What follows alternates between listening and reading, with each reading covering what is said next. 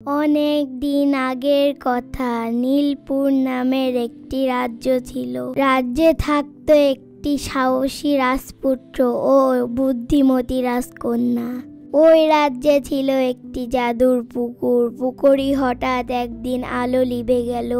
সুখ শান্তি চলে যাওয়ায় প্রজারা কান্নায় ভেঙে পড়ল। রাজা একদিন ঘোষণা করল যে এই পুকুরির আলো ফিরিয়ে আনতে পারবে তাকে পুরস্কার দেওয়া হবে। রাজকুমার তার তলোয়ার ও রাজকন্যা তার জাদুর বই নিয়ে জঙ্গলের পথে রওনা দিল।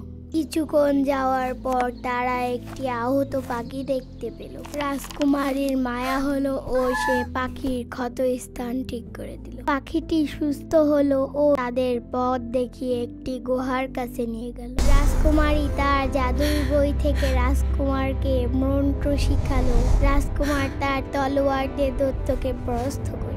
পুকুরি আলো ফিরিয়ে আসলো এবং প্রজারা খুশি হলো। রাজা তাদেরকে পুরস্কৃত করল। এরপর রাজকুমার এবং রাজকন্যা সুখে জীবন কাটাতে লাগলো। সুতরাং আমরা শিক্ষা নিতে পারি, ছোট বলে কাউকে অবহেলা না করে বিপদে সাহায্য করতে হবে।